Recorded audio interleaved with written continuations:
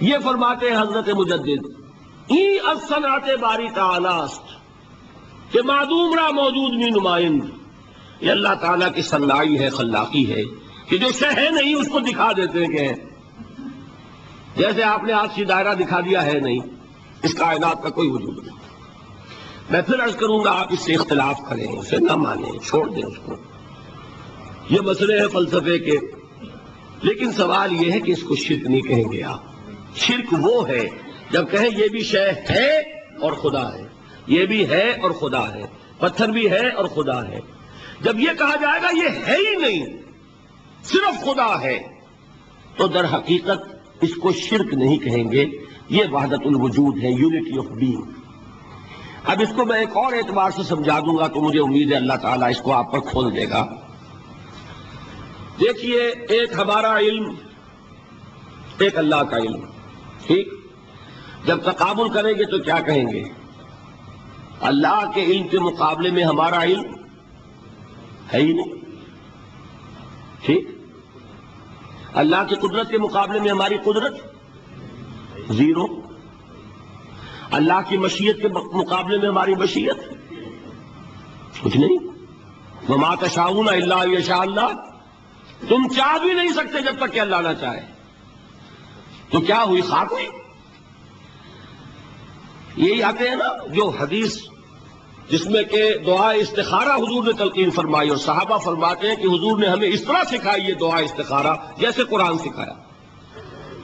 اس میں الفاظ کیا ہیں؟ فَإِنَّكَ تَعْلَمُ وَلَا أَعْلَمُ وَتَقْدِرُ وَلَا أَقْدِرُ، اے اللہ تجھے قدرت حاصل ہے، مجھے کوئی قدرت حاصل نہیں۔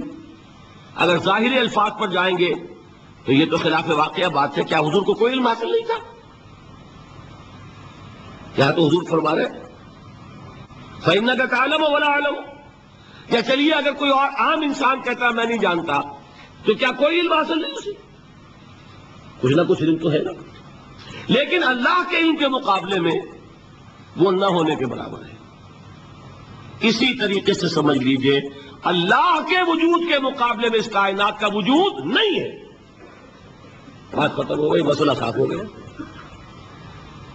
حقیقی وجود صرف اللہ کا ہے، یہ اعتباری ہے، یہ ٹرانزینٹ، آل از چینج، پینٹارائم، بدل رہی ہے ہر شے، کسی چیز کو ثبات نہیں۔ آپ ایک لمحے پہلے جو آپ تھے وہ آپ، ایک لمحے بعد وہ آپ نہیں ہیں، بدل گئے آپ۔ ایک تسلسل ہے آپ کا کہ آپ سمجھتے ہیں کہ آپ وہی ہیں کہ جو آج سے 10 سال پہلے تھے۔ کیا آپ وہی ہیں؟ بدل چکے، خون پورا بدل چکا، نہ معلوم کتنی دفعہ بدل چکا، کھال بدل چکی۔ یہ تو معلوم یہ ہوا کہ یہ جو کچھ ہے ٹرانزینٹ ہے، عارضی ہے، فانی ہے، نہ ہونے کے برابر ہے، وجود برحق صرف اللہ کا۔ یہ بھی در حقیقت اسی شرک فی الوجود کی بات ہے۔ اگر ہم یہ کہیں کہ اللہ بھی موجود ہم بھی موجود، یہ کیا ہو گیا؟ شرک فی الوجود۔ اسی کو کہا غالب نے جارو بلا بیار کہ یہ شرک فی الوجود، با گرد فرش و سینہ بہیواں برابر است۔ اگر آپ کے گدے کے اوپر گردہ پڑ گیا ہو تو جھاڑتے ہیں نا، فرش کے اوپر گردہ ہے تو جھاڑو سے صاف کرتے ہیں۔ غالب کہتا ہے کہ اگر تمہارے دل میں یہ گردہ آ گیا ہے کہ تم بھی موجود ہو، اللہ بھی موجود ہے، تو لا کی جھاڑو سے صاف کر دو اس گردے کو، کہ یہ شرک فی الوجود ہو جائے گا۔ ہم نہیں ہیں بھائی، ہمارا کیا وجود، ہماری کو کیا حقیقت ہے؟ اللہ ہی ہے، بس یہ ہے اصل میں۔ پھر میں عرض کروں گا کوئی قبول کرے نہ کرے، اسے گمراہی کہے، اس کو جھوٹ کہے، اسے پاگل پن کہے، میں نہیں جھگڑوں گا، لیکن شرک نہیں کہہ سکتے آپ اس کو۔ شرک وہ ہماؤس ہے، اس میں اور اس میں زمین و آسمان کا فرق۔ اب آئیے آخری شرک، شرک فی العبادت یا شرک فی الحقوق۔ اللہ کے حقوق کے لیے ایک لفظ استعمال کریں گے تو وہ کیا ہے؟ عبادت۔ وما خلقت الجن والانس الا لیعبدون، میں نے جنوں اور انسانوں کو پیدا ہی اس لیے کیا کہ میری عبادت کریں۔ اب عبادت میں شرک اگر ہوگا تو یہ شرک کی تیسری قسم ہو جائے گی۔ عبادت میں شرک سے مراد کیا ہے اس کو سمجھیے۔ یہ میں پہلے بیان کر چکا ہوں عبادت کسے کہتے ہیں۔ عبادت کے دو جز سمجھ لیجئے، جیسے ایک میرا یہ جسم ہے، ایک اس میں روح ہے۔ روح نظر نہیں آتی، نظر جسم آتا ہے، لیکن اس جسم کا سارا وجود اس روح سے ہے۔ چلیے روح کو چھوڑے، جان کیا کس بلا کا نام ہے، کسی کو نظر آئی آج تک؟ لیکن یہ جان ہی ہے جو اس جسم کو قائم رکھے ہوئے ہے۔ اسی طرح عبادت کا ایک جسم ہے، ایک جان ہے۔ جسم کیا ہے؟ اطاعت، اللہ کی بندگی، ہمہ تن بندگی، ہمہ وجوہ بندگی، ہمہ وقت بندگی، یہ تو بیان کر چکا نا۔ اور روح کیا ہے؟ محبت، اللہ کی محبت۔ اطاعت جبر سے کی جاتی ہے تو وہ عبادت نہیں کہلاتی۔ انگریز کی اطاعت ہم کرتے تھے نا، لیکن کیا عبادت کرتے تھے؟ بات سمجھ میں آئی؟ اطاعت تو کر رہے تھے، عبادت نہیں۔ عبادت اس اطاعت کو کہتے ہیں جو کسی ہستی کی محبت سے سرشار ہو کر ہمہ وقت، ہمہ تن، ہمہ وجوہ کی جائے۔ تو جسد ظاہری کیا ہے عبادت کا؟ اطاعت، اور روح کیا ہے؟ محبت۔ اب ان دونوں کے اعتبار سے شرک کیا ہے، توحید کیا ہے، اس کو سمجھ لیجئے۔ اور یہ ہے وہ چیزیں جو میں نے عرض کیا تھا کہ بالکل الجبرا کے فارمولوں کی طرح کی بات ہے۔ اطاعت میں توحید کیا ہے کہ مطاع مطلق صرف اللہ، ٹھیک، باقی ساری اطاعتیں اللہ کی اطاعت کے تابع۔ نفی نہیں ہے، والدین کی اطاعت کرو، لیکن جہاں والدین حکم دیں اللہ کے حکم کے خلاف، بات ختم، اطاعت نہیں ہوگی۔ بیوی شوہر کی اطاعت کرے، آپ اولو الامر کی اطاعت کریں، شاگرد استاد کی اطاعت کرے، مرید پیر کی اطاعت کرے، لیکن کیا پیر کو یہ بھی حق ہے کہ اللہ کے کسی حکم کو منسوخ کر دے؟ رسول کے کسی حکم پر اپنے حکم کو بر کرے، بارہ کر رکھے؟ سمجھ میں آ گیا؟ اصول کیا ہے کہ اطاعت مطلق، unconditional, unlimited obedience is due only to Allah. All the other obediences are limited by His injunctions. اس کو حضور نے کیسے بیان کیا؟ لا طاعت لمخلوق فی معصیت الخالق۔ مخلوق میں سے کسی کی اطاعت نہیں ہوگی جس میں خالق کی معصیت لازم آ رہی ہے۔ جہاں اللہ کا کوئی حکم نہیں ہے آپ میرا حکم مان لیجیے، یہ شرک نہیں ہوگا۔ جہاں اللہ کا حکم ہے اس کے خلاف میں حکم دوں اور آپ مان لیں تو یہ شرک ہو جائے گا۔ بات سمجھ میں آ گئی کہ نہیں؟ اب اس کو اپلائی کیجئے۔ ایپلیکیشن بالکل انڈیویجول لیول پر کیجئے۔ پہلے اللہ کا حکم کیا ہے؟ فجر کا وقت ہو گیا، نماز پڑھو۔ نفس کا حکم کیا ہے؟ سو۔ آپ نے اطاعت کی نفس کی، آپ کا مطاع کون ہوا؟ نفس۔ اور اللہ کی معصیت میں ہوا کہ اس کے حکم کے تابع ہوا، تو آپ کا نفس کیا بن گیا؟ آپ کا خدا، معبود۔ یا غلطی اس میں کوئی؟ اس شرک کو پہچانیے ذرا، کون بچے گا؟ آپ بات سمجھ رہے ہیں؟ اگر تو وہ فارمولہ صحیح ہے تو پھر یہ اپلائی ہو گیا۔ اب آپ کے اندر اتنی ہمت ہونی چاہیے، یا یہ سوچیے کہ فارمولے میں غلطی کی، یو کین ریفر بیک، آئیے دوبارہ دیکھیے، فارمولہ صحیح ہے۔ لا طاعت لمخلوق، میرا نفس مخلوق ہے کہ خالق ہے؟ مخلوق۔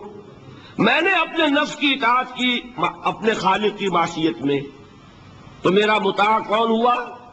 نفس۔ جو مطاع ہے وہی معبود ہے، میرا معبود کون ہوا؟ نفس۔ اس کو کہتے ہیں مولانا روم نفس ما ہم کم طرف فرعون نیست، لیکن اورا عون نیست، میرا نفس بھی فرعون سے کم نہیں ہے۔ فرعون نے کیا کہا تھا کہ یہ مملکت میری ہے مصر کی، یہاں میرا قانون چلے گا، الیس لی ملک مصر، کیا مصر کی حکومت میری نہیں ہے؟ میں نہیں جانتا کون اللہ کون رسول، کیا حکم صحیح کیا غلط، میرا حکم چلے گا۔ تو میرا نفس بھی تو یہی کہتا، میں نہیں جانتا کیا اللہ کا حکم کیا رسول کا حکم، میری مرضی پوری کرنی پڑے گی، میری خواہش، میری چاہت، میری تمنا وہ پوری کرنی پڑے گی، اور ہم ہاتھ جوڑ کر اس کے آگے کھڑے ہو جائیں کہ بھائی ٹھیک ہے جو تیری مرضی، اللہ کی مرضی پیچھے تیری مرضی پہلے، تو معبود کون ہوا؟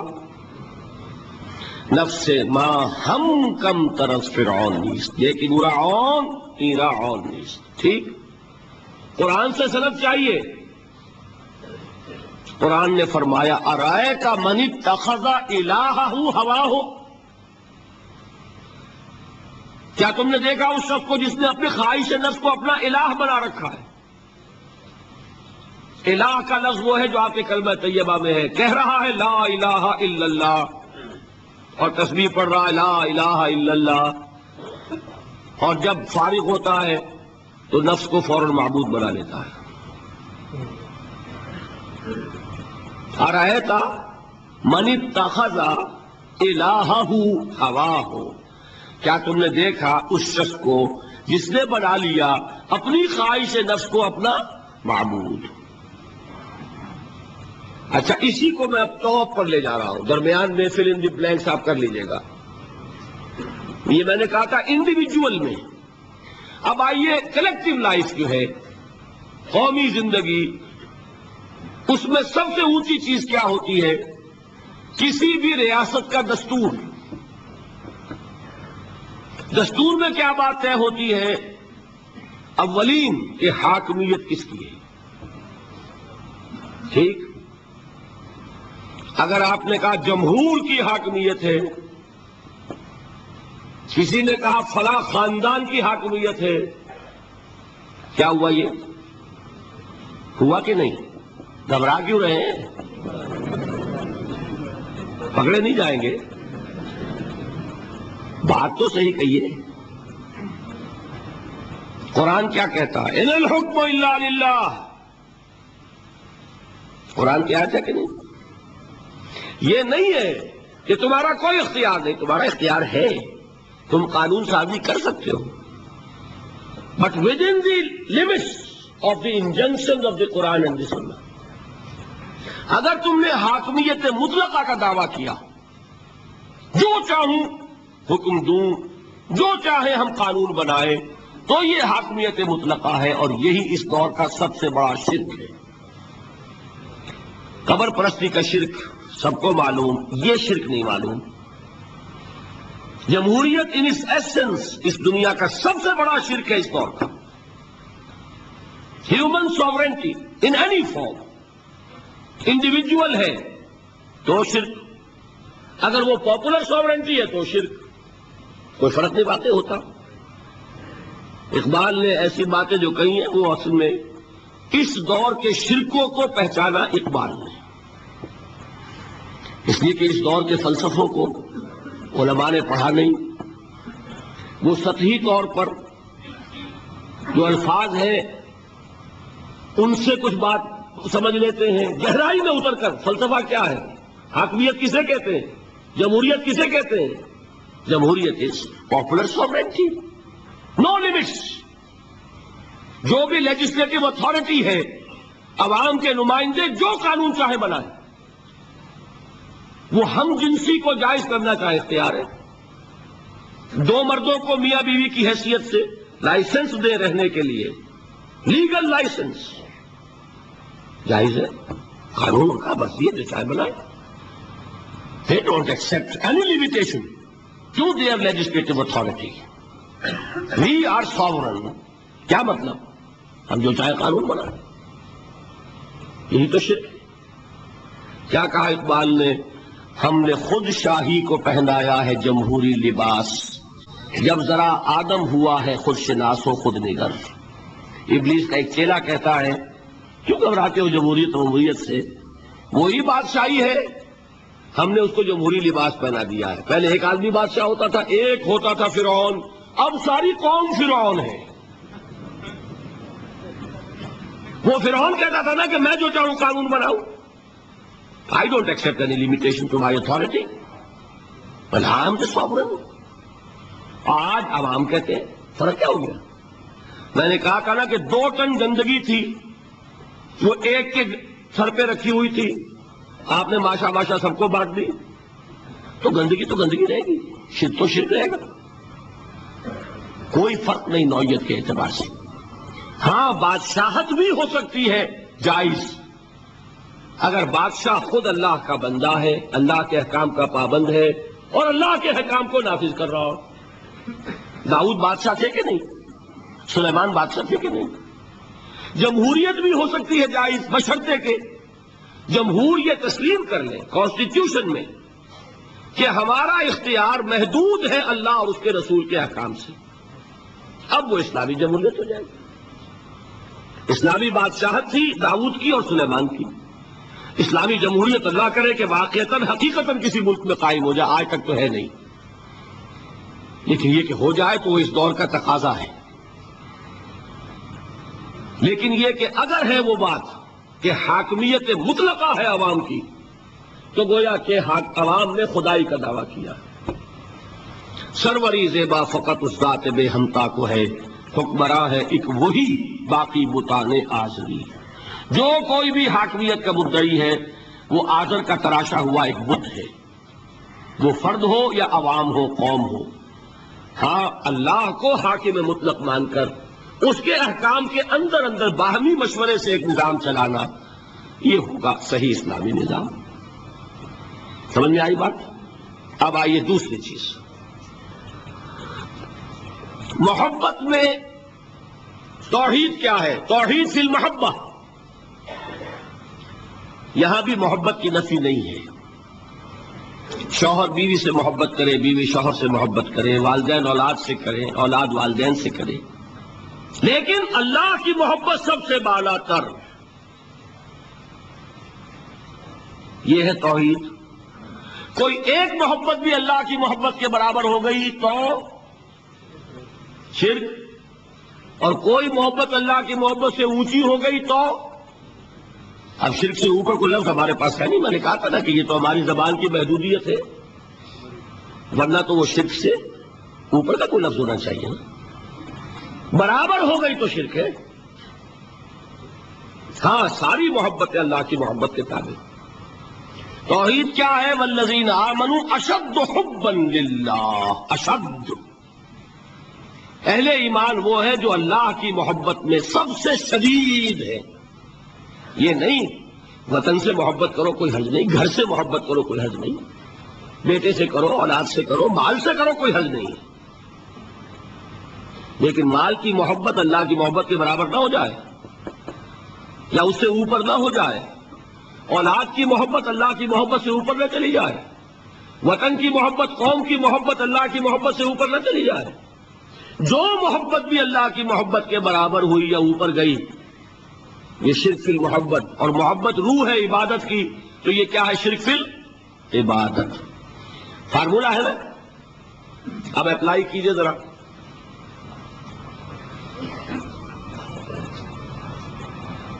آپ کو معلوم ہے کوئی شے آپ کے لیے لینی حرام ہے، رشوت ہے کوئی پیش کر رہا ہے، حرام ہے، لیکن مال کی محبت کے ہاتھوں مجبور ہو کر آپ نے لے لی۔ محبوب تر کون ہے، اللہ یا مال؟ نہیں، اس معاملے میں کون ہے؟ وہ تو مال ہے نا، مشکل ہے ماننا، مشکل ہے۔ وہ تو چاہتے ہیں شرک کے موضوع پہ تقریر ہو تو بس وہی 2-4 مسئلے جو ہیں انہیں پر دھواں دار تقریر ہونی چاہیے، ہمیں کوئی نہ چھیڑے۔ براہیمی نظر پیدا مگر مشکل سے ہوتی ہے، حوث چھپ چھپ کے سینوں میں بنا لیتی ہے تصویریں. باہر کے بت آپ توڑ دیں گے، یہ اندر جو بت خانہ آباد ہے اسے کون توڑے گا؟ مال محبوب تر ہو گیا اللہ سے تو آپ کا معبود حقیقتاً کون ہے؟ مال. آپ کو کیا کہا جانا چاہیے؟ زر پرست. دعویٰ کیا ہے؟ خدا پرستی کا. حقیقت میں ہے زر پرست. اور اگر دلیل چاہیے تو حضور کا فرمان تعس عبد الدینار و عبد الدرہم، ہلاک ہو جائے یا ہلاک ہو گیا درہم و دینار کا بندہ. کون ہے درہم و دینار کا بندہ؟ جس کے لیے درہم و دینار اتنے محبوب ہو جائیں کہ وہ اس کے لیے اللہ کے احکام کو توڑ دے. تو وہ کس کی بندگی کر رہا ہے؟ دولت کی. نام کیا ہے؟ عبد الرحمان. حقیقت میں کیا ہے؟ عبد الدینار. نام تو رکھنا آسان ہے، ماں باپ نے رکھ دیا. یہ محمد فرما رہے ہیں صلی اللہ علیہ وسلم عبد الدینار و عبد الدرہم. درہم و دینار کا بندہ، لفظ عبد. ٹھیک ہے، اب اپنا جائزہ لے لیجئے. اللہ تعالی ہمیں توفیق دے کہ ہم اپنے اندر جھانکیں کہ شرک کون کون سے ہیں، کہاں کہاں ہیں. ہم چھپ چھپ کے سینوں میں بنا لیتی ہے تصویریں. اب اس کو اوپر لائیے اجتماعی سطح پر. جیسے میں نے آپ کو بتایا کسی بھی ریاست جو ہے کانسیپٹ آف اسٹیٹ، یہ ہائیسٹ ایوالوڈ فارم ہے انسان کی اجتماعی تصورات کی، جس کو میں نے کبھی کہا تھا سوشل ایوولوشن، تمدنی ارتقاء. اس کی بلند ترین شکل کیا ہے؟ Concept of state. اس میں دو چیزیں بنیادی ہیں، ایک حاکمیت کا تصور، حاکمیت کس کی ہے، اور دوسرے اس میں رہنے والوں کو باہم جوڑنے والی شے کون سی ہے، انہیں ایک قوم بنانے والی شے کون سی ہے، ایک نیشن. کوئی ایک مشترک محبت ہوگی تو وہ جڑ جائیں گے. ٹھیک ہے، کسی شے کی محبت کو سپریم کر دو ان کے دلوں میں، جس سے کہ یہ پھر باہم ایک دوسرے سے پیوست ہو جائے. اسی کا نام ہے نیشنلزم، وطن کی محبت. ٹیریٹوریل نیشنلزم اس دور کا یہ قوم کی تشکیل کے اندر سب سے اہم عنصر کیا ہے؟ وطن کی محبت. اور یہ وطن کی محبت جب اصل شے ہو جائے گی آپ کو جوڑنے والی، تو وطن آپ کا کیا بن جائے گا؟ معبود. وطنیت جو ایک سیاسی کانسیپٹ ہے، اس کے اعتبار سے اس دور کا سب سے بڑا شرک. یہ بات ذرا آسانی سے سمجھ میں آنے والی نہیں. وطن کی جے، یہ کیا ہے؟ جیسے آپ کہتے ہیں اللہ اکبر، وطن کا ترانہ کھڑے ہو جاؤ، یہ کیا ہے؟ وطن کی نماز. وطن کا جھنڈا سلامی، یہ کیا ہے؟ These are all rituals. اس معبود کے لیے مراسم عبودیت وہ یہ ہے. وطن کی محبت ہر چیز سے بالا. یہی تو ہے شرک. سب سے بالا محبت کس کی ہونی چاہیے؟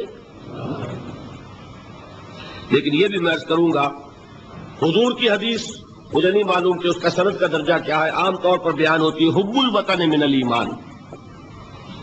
وطن کی محبت ایمان کا ایک تقاضا ہے. حدیث ہے یا نہیں ہے، اس بات کو میں صحیح سمجھتا ہوں. انسان کی فطرت کا تقاضا جہاں رہتا ہے اس سے محبت ہوتی ہے، گھر سے محبت ہوتی ہے، شہر سے ہوتی ہے، ملک سے ہوتی ہے. لیکن جہاں یہ محبت قومیت کی تشکیل کر رہی ہو، وہاں در حقیقت یہ ہر شے سے بالا تر ہوتی ہے. تبھی تو قومیت کی تشکیل ہوگی.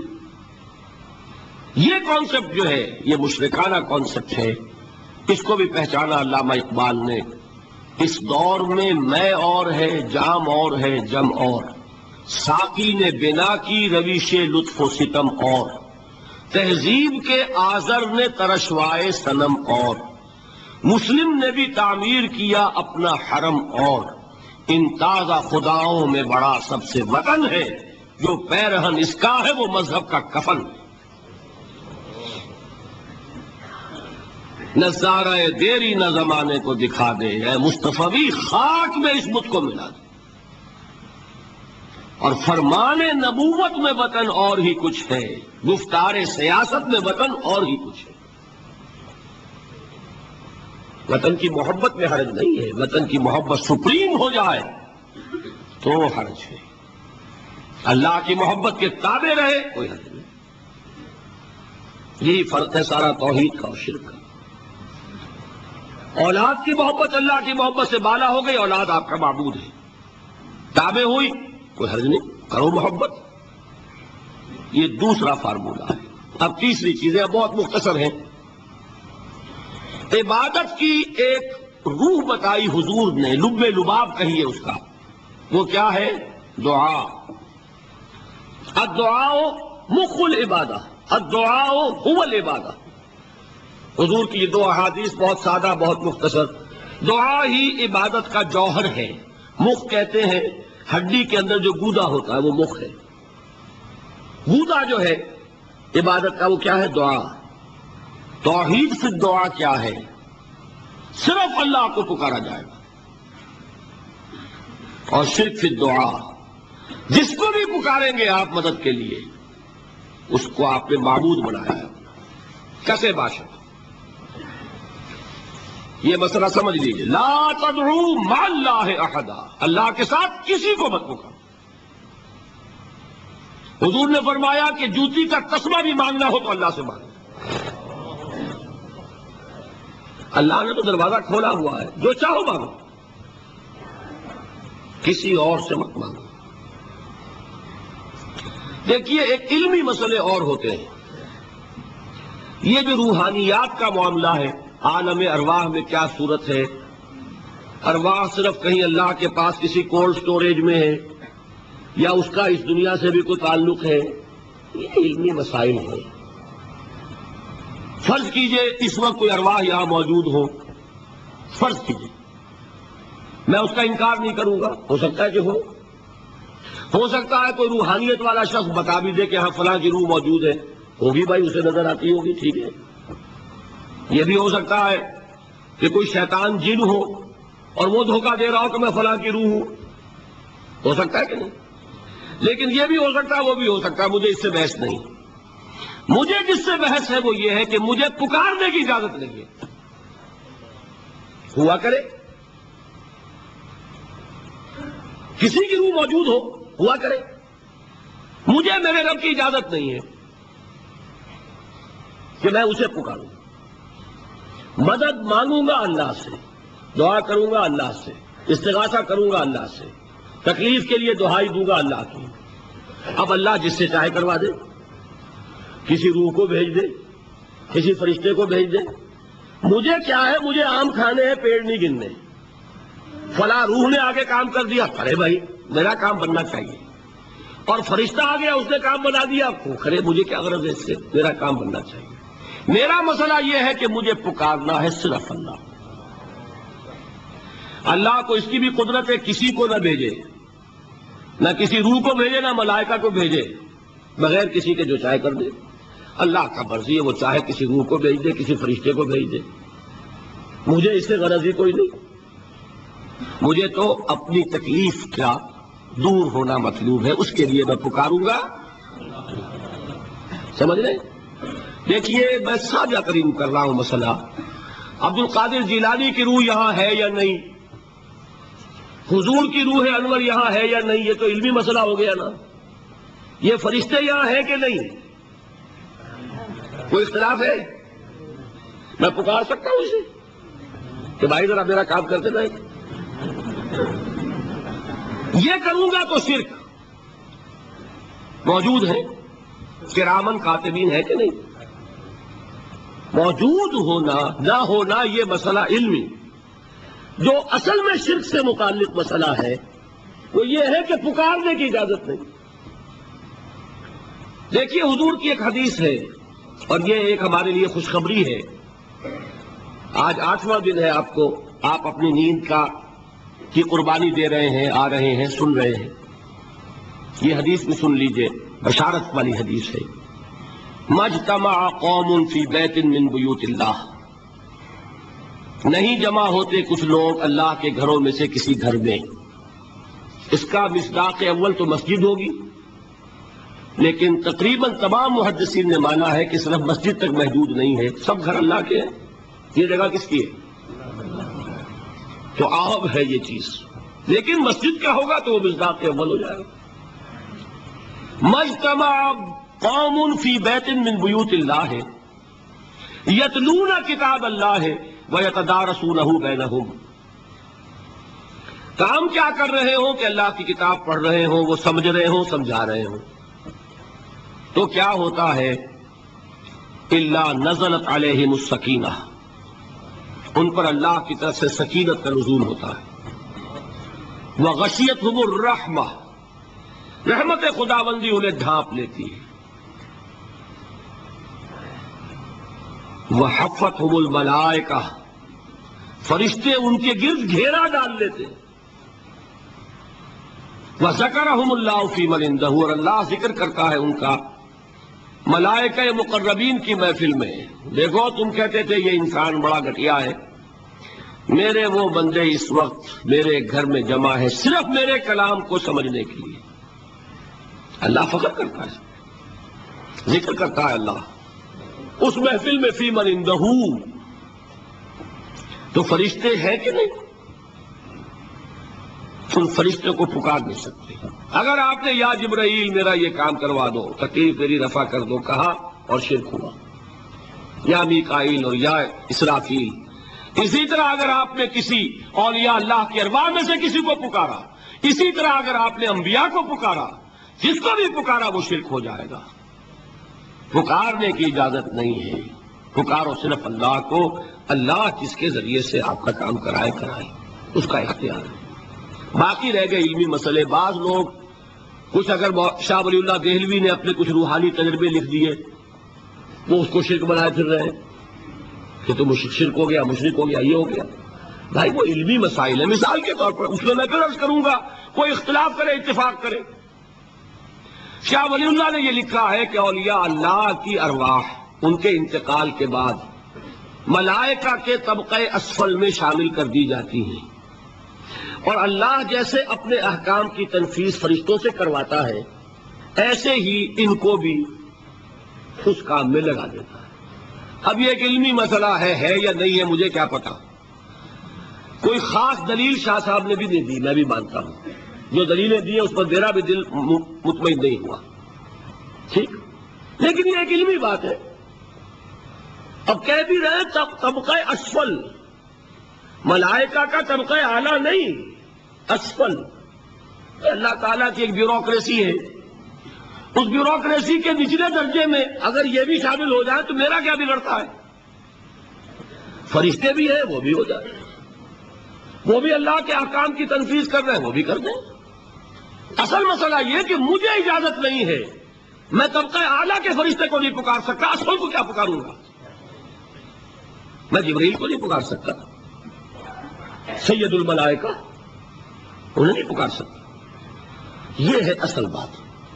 نداء لغیر اللہ، اللہ کے سوا کسی اور سے دعا، کسی اور سے استغاثہ، استدعاء، استمداد، یہ استعانت، یہ ہے اصل میں شرک۔ لیکن یہ علمی مسائل کو علمی مسائل کی جگہ رکھیے، آپ کو اچھی لگے مانے، نہیں اچھی لگے نہ مانے۔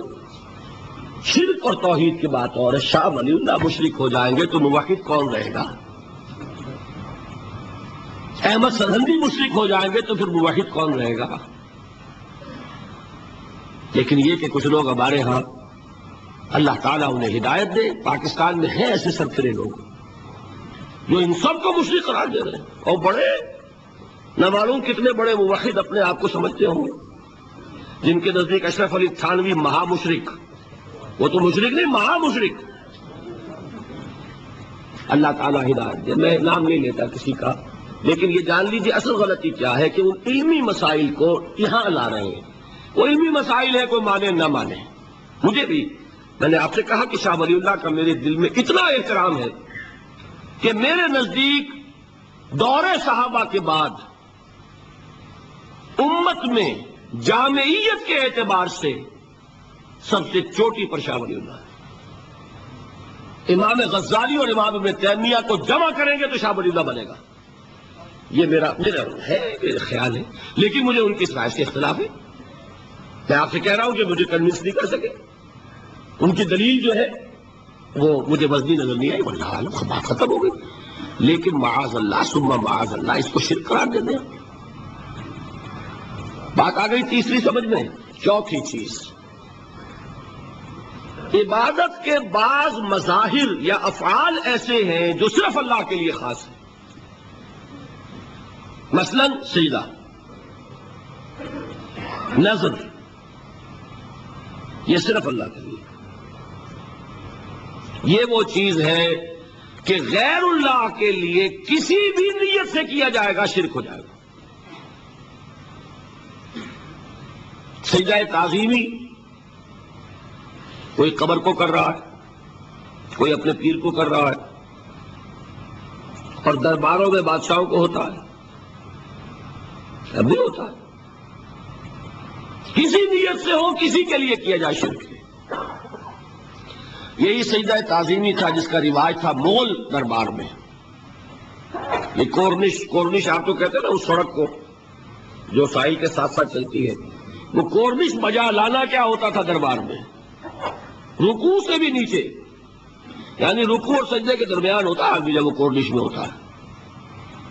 اس طرح جھک کر آداب بجا لانا یہ ان کے رواج تھا. لیکن دیکھیے اللہ تعالیٰ کا وہ بندہ جس کا نام احمد سرہندی ہے، مجدد الفسانی امام ربانی، کس جرأت کے ساتھ کھڑے ہوئے انہوں نے انکار کیا شرک حرام ہے. اب جو وہ مولوی تھے درباری، انہوں نے کانوں میں بادشاہ کے کان بھرے، بڑا باغی ہے، باغیانہ باتیں کر رہا ہے، اس کی پیشی ہونی چاہیے. عدالت میں پیشی ہو رہی ہے مجدد الفسانی کی رحمت اللہ علیہ. ان کے سر کو زبردستی جھکانے کے لیے راستہ ایسا بنایا گیا کہ بادشاہ کے سامنے پیش ہونے سے پہلے ایک کھڑکی میں سے گزرنا پڑے گا. کھڑکی میں سے تو سر جھکائے گا کہ نہیں، لیکن مجدد الفسانی ایسے گزرے، پہلے ٹانگیں نکالی پھر سے نکالی.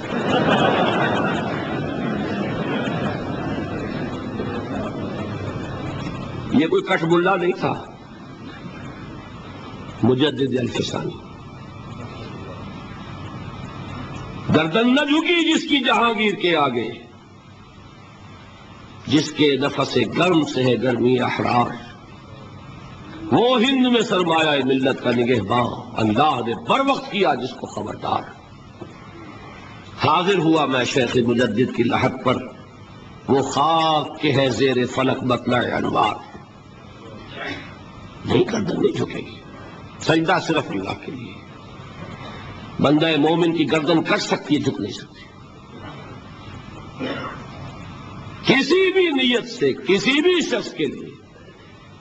ہمارے ہاں ویسے بزرگوں سے ملتے ہوئے ذرا جھک جانا یہ تو ایک معاملہ اور ہے، ذرا سا آدمی اپنے آپ کو اپنی ان کی تعظیم کے لیے.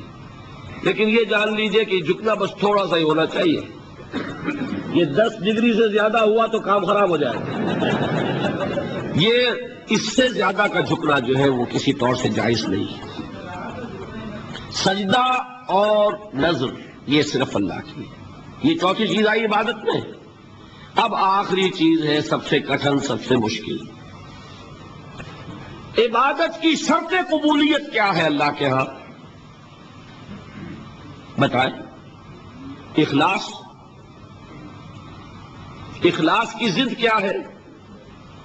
ریاکاری. ریاکاری کیا ہے؟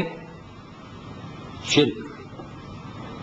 البتہ اس کے لیے حضور نے لفظ شرک خفی استعمال کیا ہے، اس لیے کہ یہ نیت کا معاملہ ہے، نظر نہیں آ رہا. کسی نے گردن جھکائی ہے تو نظر آ رہی ہے، کسی نے کسی کو پکارا اللہ کے سوا تو سن لیا آپ نے. یہ تو ہے نا وہ شرک کے جو جلی ہے. قبر کو سجدہ کیا نظر آ گیا, بادشاہ کو سجدہ کیا نظر آ گیا, آپ نے کسی کو دعا کی, کسی کو پکارا, سن لیا آپ نے. یہ شرک جو ہے یہ ہے وہ خفی جو نظر نہیں آتا. حدیث سنیے اور اس معیار پر اپنے آپ کو ناپیے اور دعا کیجیے اللہ تعالی ہمیں شرک سے بچائے. من صلی یرائی فقد اشرکا ومن صام یرائی فقد اشرکا ومن تصدق یرائی فقد اشرکا.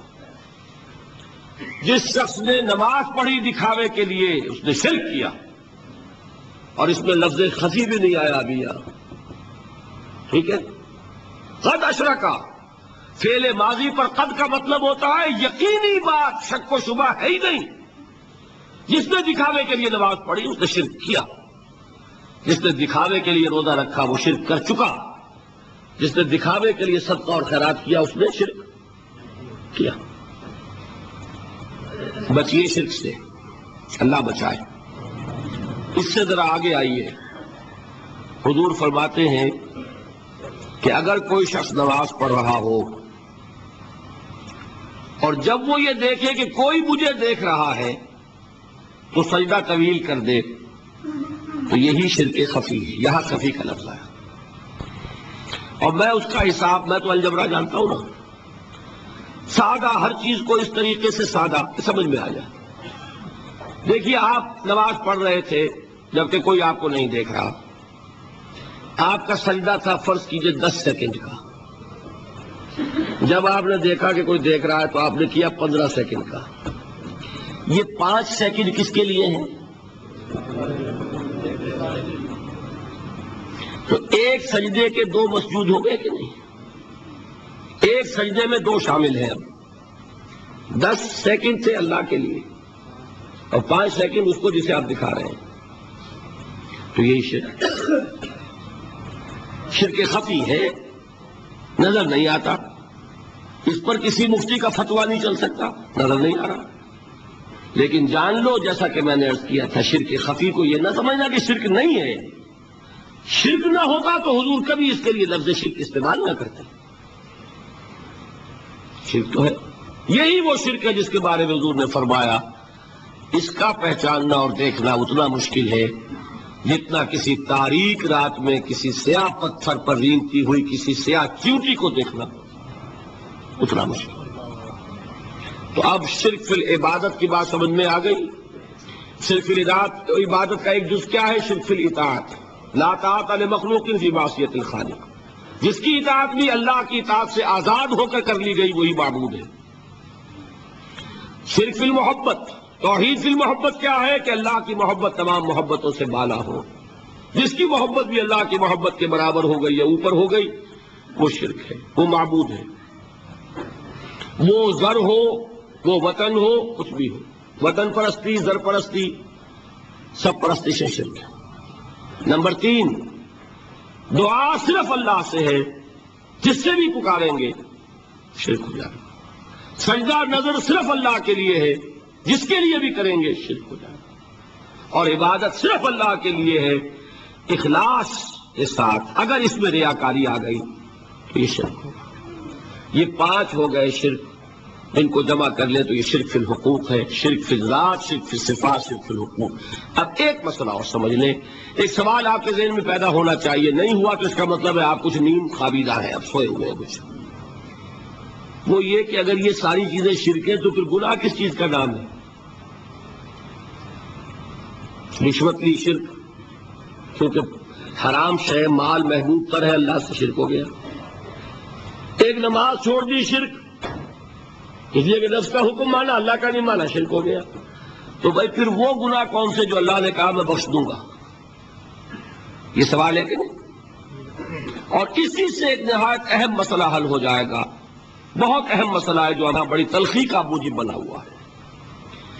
یہ سب چیزیں اپنی اصل کے اعتبار سے شرک ہیں, لیکن اس کے کرنے والے کو مشرک نہیں کہیں گے, بلکہ یہ چیز اگر نیت میں آ جائے, شعوری طور پر ہو جائے, اس کو استقامت ہو جائے تو شرک بن جائے گا.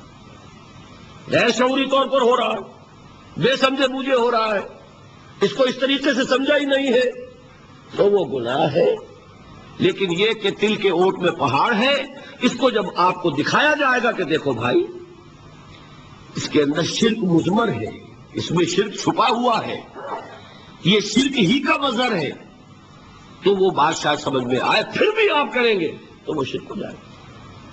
غیر شعوری طور پر، غیر ارادی طور پر، نہ سمجھے ہوئے اگر کام ہو رہا ہے تو وہ گناہ ہوگا، ورنہ وہ شرک ہو جائے گا۔ دوسری بات یہ کہ جس کسی میں ایسی کوئی چیز دیکھ لی، آپ نے کہا مشرک ہے تو مرتد کافر، نہ اس کے پیچھے نماز ہوگی، اور پھر آگے بڑھ جائے تو وہ تو پھر واجب القتل ہے، مرتد ہے، واجب القتل ہے۔ کہ وہی جو حماقت خوارج نے کی تھی، ہمارے ہاں کچھ لوگ جذبات میں آ کر ایسی ہی حماقتیں کرتے ہیں۔ اس کا حل کیا ہے اسے بھی سمجھ لیں۔ دیکھیے جو بچہ الف بیتے پڑھ رہا ہے اسے بھی آپ کہتے ہیں طالب علم، ٹھیک، علم حاصل کر رہا ہے۔ اگر اس نے الف بیتے پڑھ لی تو کیا آپ اسے عالم کہیں گے؟ عالم آپ کہتے ہیں اس وقت جب کہ علم کی ایک مقدار جمع ہو گئی ہو، تب عالم کہلائے گا۔ ویسے الف بیتے بھی علم ہے، کون کہے گا وہ علم نہیں ہے؟ علم کی ماں وہ ہے، علم کی جڑ وہ ہے، لیکن عالم جس نے الف بیتے پڑھ لی کیا وہ عالم ہو گیا؟ نہیں۔ اسی طریقے سے شرک کی ایک خاص حد، خاص مقدار جمع ہو جائے گی تو شخص مشرک کہلائے گا، ورنہ ان انڈیویجول چیزوں کو شرک تو کہیں گے آپ، یہ شرک ہے، لیکن یہ نہیں کہ جس نے اس کا ارتکاب کیا وہ مشرک۔ یہ ہے ہمارے ہاں کے جو لوگ ایک دوسرے پر فتوے بازی میں بہت جلدی کر جاتے ہیں، کیونکہ وہ یہ کر رہا ہے لہذا وہ مشرک کے پیچھے نماز نہیں ہوگی، اب وہ مسجدیں علیحدہ، اور ایک جو ہے اصلاح کا دروازہ بند، اس لیے کہ تفریق ہو گئی مستقل۔ یہ نہیں، آپ اس چیز کو کہیں یہ شرک ہے، لیکن یہ کہ اس کو مشرک نہ کہیے، اس لیے کہ علم ہے الف بیتے، لیکن جو الف بیتے پڑھ لے گا وہ عالم نہیں کہلائے گا، بلکہ یہ کہ کسی بھی شخص پر کسی چیز کا انطباق کرنے کے لیے اس کا کوئی لیول ہوتا ہے، اس لیول پر آئے گی وہ شے تو پھر اس کی نسبت کی جائے گی کہ فلاں شخص وہ عالم ہے، فاضل ہے، فلاں شخص امیر ہے، دولت ہے، دولت تو کہنے کو ایک پیسہ بھی دولت ہی میں شمار ہوگا، لیکن دولت مند کہیں گے جس کی جیب میں ایک پیسہ ہے۔ دولت مند، دولت کی ایک خاص مقدار جمع ہو جائے گی کسی کے پاس تو دولت مند کہلائے گا۔ یہ ہے اصل میں فرق، کہ یہ چیزیں اپنی اصل کے اعتبار سے شرک ہے، اس میں کوئی شک نہیں، لیکن جب تک یہ غیر شعوری طور پر ناسمجھے ہو رہی ہو تو ان کو گناہ کہیں گے، شرک نہیں کہیں گے، نمبر ایک۔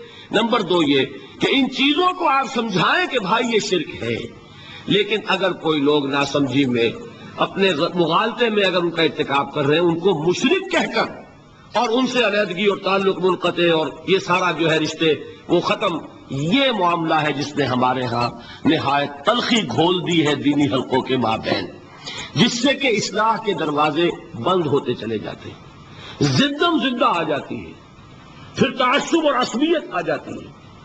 اگر آپ اس وسیع معنی میں سمجھائیں گے کہ نفس پرستی بھی شرک ہے، دولت پرستی بھی شرک ہے، ریاکاری بھی شرک ہے، اور اس میں آپ بتائیں گے غیر اللہ کی حاکمیت شرک ہے، وطن کی محبت اللہ کی محبت سے بالا تر ہو جائے تو وطن پرستی شرک ہے، یہ اگر آپ بتائیں گے تو ساتھ ہی اگر آپ بتا دیں گے کہ قبر پرستی بھی شرک ہے تو وہ مان لے گا کہ یہ صرف میرے اوپر ہی فتویٰ نہیں لگا رہا ہے، اس نے تو خود اپنے اندر بھی جھانکا ہے اور اپنے آپ کو بھی وہ ماننے کو تیار ہے کہ جب تک کہ انسان اس لیول پر نہ آ جائے کہ اس کی اطاعت مطلق صرف اللہ کے لیے، تمام اطاعتوں سے آزاد ہو جائے، اللہ کی اطاعت کے تابع اطاعتیں ہو، کوئی اطاعت اللہ کی اطاعت سے آزاد نہ ہو، تمام محبتوں سے اس معنی میں آزاد ہو جائے کہ کسی شے کی محبت اللہ کی محبت سے بڑھ نہ ہو۔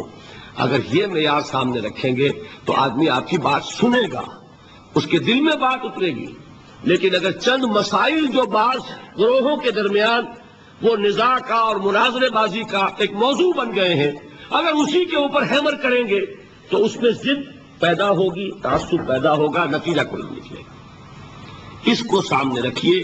آخری ایک صرف آیت سنا رہا ہوں اسی محبت کی، وہ سارا جو میں نے جہاد اور اقامت دین اس کی بحث کی ہے، آیت نمبر 24 ہے سورہ توبہ کی، قل اے نبی ان سے کہہ دیجئے ان کان آباؤکم وابناؤکم واخوانکم وازواجکم وعشیرتکم واموال اقترفتموها وتجارۃ تخشون کسادها ومساکن ترضونها احب الیکم من اللہ ورسولہ وجہاد فی سبیلہ فتربصوا حتی یاتی اللہ بامرہ واللہ لا یہدی القوم الفاسقین۔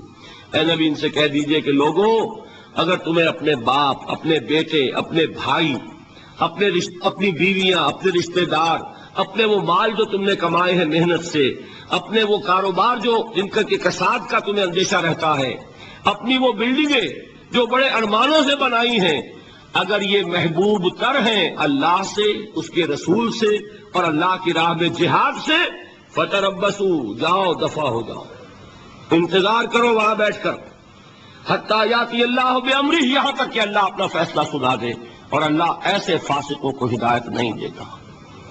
اس کو سامنے رکھیے۔